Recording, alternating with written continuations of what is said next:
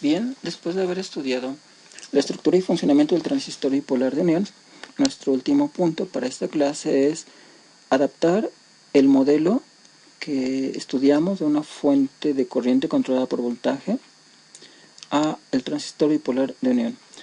Si recordamos en clases anteriores, la representación gráfica del modelo de una fuente de corriente controlada por voltaje estaba formada por tres curvas, como las que estoy mostrando aquí. Una curva característica de entrada, una curva característica de transferencia y una familia de curvas características de salida. Cuando estudiamos la fuente de corriente controlada por voltaje ideal, veíamos que todas esas gráficas las podíamos representar por rectas, es decir, teníamos un modelo lineal. El hecho de que el transistor bipolar de unión esté fabricado con semiconductores, el comportamiento de los semiconductores en cuanto a cómo se relaciona la corriente y el voltaje en las uniones PN es de manera exponencial, como lo vimos para el caso del diodo cuando lo estudiamos en el tema anterior. Bien, como el transistor bipolar está formado por semiconductores y por uniones PN, una polarizada en directa y otra polarizada en inversa, el modelo del transistor bipolar lo vamos a realizar como está mostrado en este diagrama, el que estoy mostrando en color naranja, el que estoy encerrando dentro de un cuadro naranja. Ok, observemos este modelo. En este modelo, la unión base emisor, que es la que va a funcionar como inyector de portadores, se va a modelar como un diodo polarizado en directa. Aquí estoy representando el símbolo de un diodo en esa unión entre la unión base y emisor, y ahí es donde vamos a aplicar nuestro voltaje de control. Este voltaje de control debe polarizar en directa al diodo para que sea capaz de inyectar portadores y los pueda manejar la unión base colectora en inversa, como lo vimos en la explicación anterior. Entonces aquí voy a definir mi voltaje de control, le voy a llamar ahora voltaje base y emisor. La base está conectada al ánodo de ese diodo que vamos a utilizar en nuestro modelo y el emisor al cátodo. El emisor es una terminal que se va a compartir con la fuente de corriente controlada, la cual a su vez va a estar conectada al nodo de colector, como lo mostramos aquí.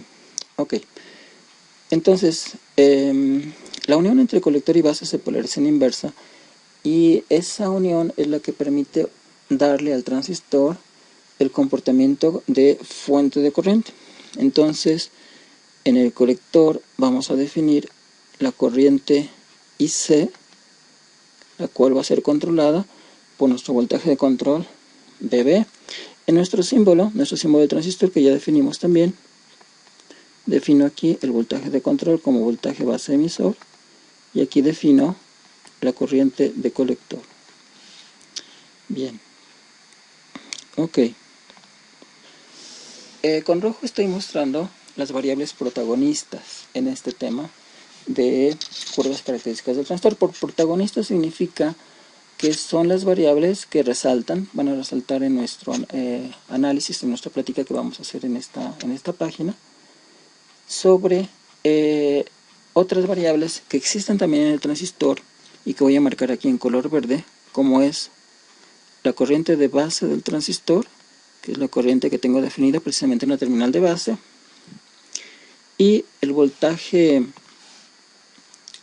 colector emisor, que voy a representar en color azul. Ok, existen esas corrientes y esos voltajes, existe la corriente verde, existe el voltaje colector emisor. Sin embargo, quienes son protagonistas son las rojas, es decir, la corriente de colector y el voltaje de control, que es el voltaje base emisor. Entonces lo mismo hago en mi representación simbólica del transistor. Aquí defino la corriente de base y en colector y emisor defino el voltaje colector emisor. Ok, una vez que ya están definidas las variables, una vez que ya propusimos el modelo eléctrico del diodo, nos falta evaluar el parámetro de control que debe tener esta fuente controlada, es decir, qué es lo que va dentro de ese círculo. Es lo que vamos a desglosar a través de nuestras curvas de transferencia y en las ecuaciones que vamos a poner en la parte inferior de esta página. Entonces dejo pendiente ahorita este círculo y lo vamos a ir desarrollando conforme tracemos cada una de las curvas características de nuestro transistor. Ok, recordemos, lo que vamos a hacer es adaptar el modelo ideal de la fuente de corriente controlada por voltaje que estudiamos anteriormente, lo vamos a adaptar al comportamiento ya real de un transistor bipolar construido con semiconductores. Entonces nuestra primera gráfica va a ser la gráfica que está en medio, la que se llama la curva característica de transferencia. Como es una transferencia, recordemos que precisamente por ser transferencia, debemos graficar una variable de salida. Nuestra variable de salida en este caso es la corriente de colector, contra una variable de entrada que es el voltaje de control, voltaje base emisor. Entonces, en nuestro sistema de ejes, la corriente va a ir en el eje vertical porque va a ser función del voltaje de control, el cual voy a representar en mi eje horizontal. Bien.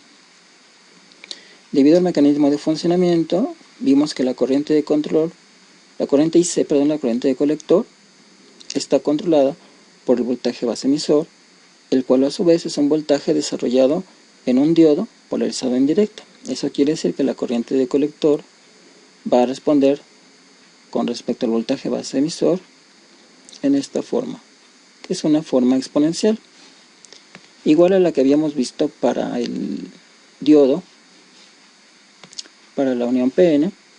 Es exactamente el mismo comportamiento exponencial. Ok. Veamos ahora cómo se comporta la curva característica de entrada.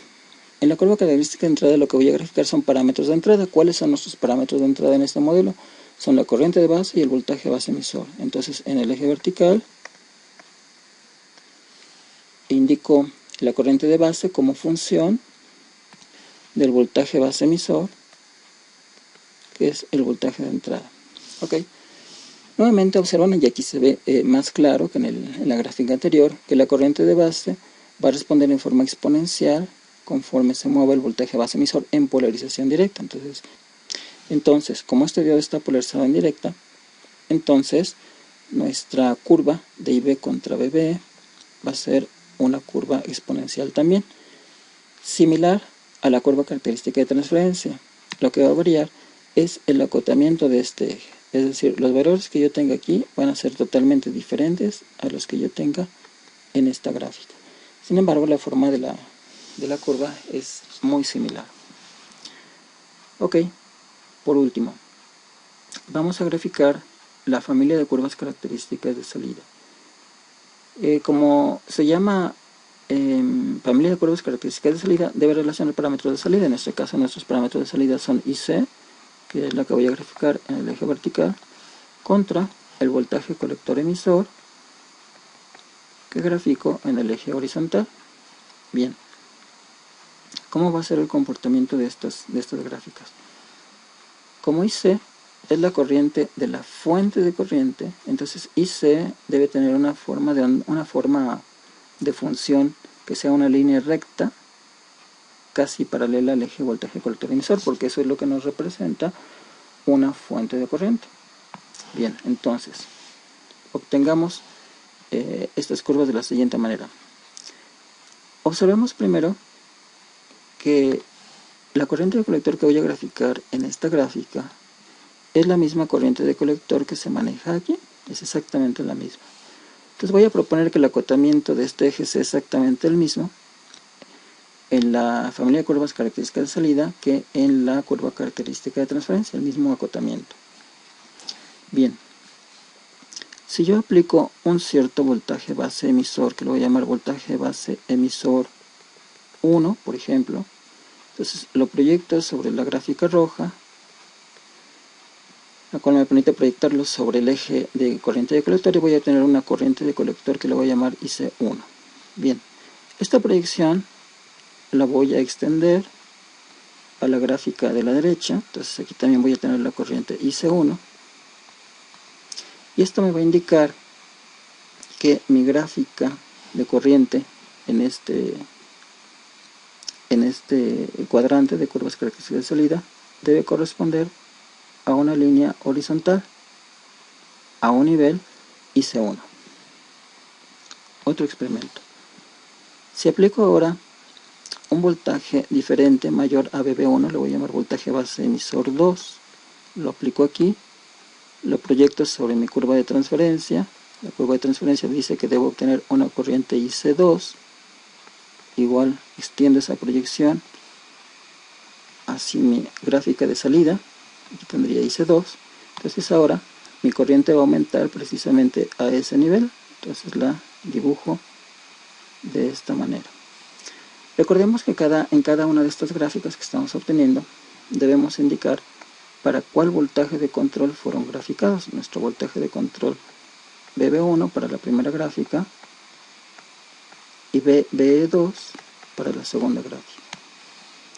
Tomemos un último valor de voltaje base emisor, por ejemplo este, le llamo voltaje base emisor 3, proyecto, supongamos que nuestro valor queda aquí, es IC3, extiendo la proyección y trazo la línea de corriente respectiva que debo obtener. Entonces, más o menos el comportamiento es así. Este sería para un voltaje base emisor 3. ¿Ok? Entonces nuestra familia de curvas características de salida pues representan líneas horizontales que corresponden a una fuente de corriente como lo habíamos propuesto originalmente. Recordemos que estas líneas horizontales se deben a la unión base-colector polarizada en inversa. Ok, pues estas son las curvas características ya de un transistor real. La diferencia que tienen estas curvas características con la fuente de corriente ideal que habíamos graficado anteriormente es que no son lineales y presentan un comportamiento exponencial. Ok, tratemos de poner las ecuaciones de estas curvas que estamos obteniendo en función de los parámetros que tenemos definidos en el símbolo del transistor. Entonces vamos a comenzar con la gráfica de transferencia. Entonces vamos a tratar de escribir su ecuación. Entonces la ecuación sería IC, que es la corriente de salida en función del voltaje base emisor, va a estar dada por la expresión ISC exponencial elevada a la voltaje base emisor, que es nuestro voltaje de control, entre VT. Este VT que está apareciendo aquí ya lo definimos cuando estudiamos el diodo. La unión base emisor es el voltaje térmico con un valor aproximado de 25 milivolts a temperatura ambiente. Bien, esta ecuación nos representa la ecuación de la curva característica de transferencia. Observamos que la corriente de colector está en función del voltaje base emisor, pero no de manera lineal, sino de manera exponencial, a través de la función exponencial. Entonces, nuestra primera diferencia con respecto a la fuente de corriente ideal que habíamos visto, en la cual había una relación lineal, era una recta, la curva característica de transferencia. Ahora en este caso no, es una función exponencial. Ok, la ecuación correspondiente a la curva característica de salida la escribo. Entonces voy a poner la corriente de base ahora en función del voltaje base emisor. Podemos observar que como esta corriente de base es la corriente que fluye por un diodo por una unión PN, entonces debe tener un comportamiento similar a la curva característica de transferencia y efectivamente va a tener un comportamiento exponencial a través de este factor que se llama ISC entre beta. Este es nuestro factor nuevo, el factor beta, y todo esto va a multiplicar a la exponencial elevada a la voltaje base emisor y dividida entre el voltaje térmico. Ven que es parecida, la expresión es parecida a la ecuación de la curva característica de transferencia, excepto por un factor nuevo que tenemos aquí, que es este factor. El factor beta es el factor nuevo, que vamos a definir más adelante. Y eso es lo que difiere, es decir, el acotamiento de este eje, el acotamiento que tenemos aquí, tiene involucrado el factor beta. Por eso este eje, el acotamiento del eje de IB es diferente al acotamiento de la corriente IC. Ok, finalmente pongamos la ecuación de la familia de curvas características de salida. Entonces en este caso nuestra función es IC. IC va a ser igual a la expresión dada por ISC exponencial elevada a la voltaje base emisor dividido entre BT y todo multiplicado por 1 más voltaje colector emisor dividido entre un nuevo factor que le llamo BA. Ok, esta es la ecuación que corresponde a la familia de curvas características de salida. Ok, en esta ecuación podemos observar que IC es una función de dos variables. Entonces, IC, que la tenemos aquí, es función del voltaje base emisor, como lo podemos observar en estos acotamientos, pero también va a ser función del voltaje colector emisor, lo cual no se observa en esta gráfica. Voy a hablar en la siguiente página con respecto a la dependencia que puede tener IC con respecto al voltaje colector emisor. Tenemos que hacer un ajuste de estas gráficas de la familia de curvas características de salida. Por lo pronto, definimos el voltaje BA. Entonces lo definimos, voltaje BA, como un voltaje de Early. Así se le conoce, voltaje de Early. Vamos a ver qué significado tiene. Pues quedan pendientes aquí dos parámetros a explicar: el voltaje de Early y el factor beta que apareció en la curva característica de entrada. Ok, hablemos sobre el voltaje de Early. Entonces, en esta página estoy mostrando cómo deberían graficarse de manera más real, más precisa, la familia de curvas características de salida, y observamos una diferencia de esta gráfica con respecto a la gráfica que habíamos hecho anteriormente.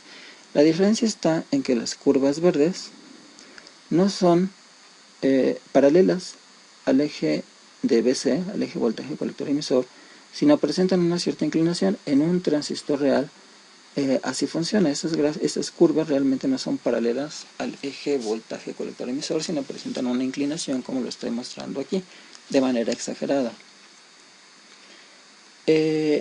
Un hecho curioso que sucede con esas curvas verdes es que si prolongo su pendiente hacia el segundo cuadrante, como lo estoy representando con las líneas punteadas rojas, todas esas líneas van a cortar al eje BC en un punto, en este punto. Ese punto corresponde a un valor, a una cierta coordenada del voltaje colector emisor. Esa coordenada corresponde precisamente al voltaje de Early. Es decir, la distancia que hay desde el eje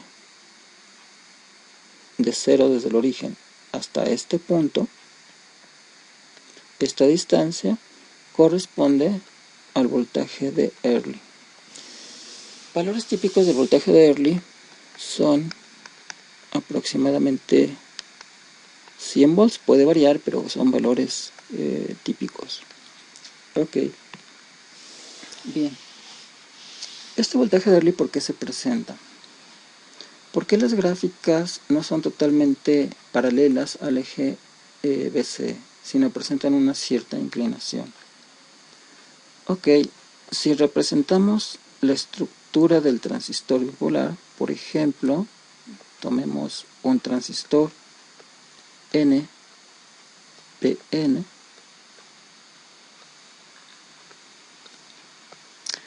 Entonces, como ese transistor está formado por dos uniones PN, en esas uniones, como ya lo hemos visto, se forman regiones de carga espacial a ambos lados de la unión. Esto sería la unión base emisor y esto sería la unión base colector. Al observar el diagrama esquemático de este transistor, podemos observar que la base tiene la siguiente característica. La distancia que hay entre las líneas negras corresponde a lo que vamos a llamar el ancho físico de la base. Este es el ancho físico de la base, es decir, el ancho físico de la región P. Sin embargo, la distancia que hay entre los límites de la región de carga espacial dentro de la base, esta distancia, se le conoce como ancho efectivo de la base.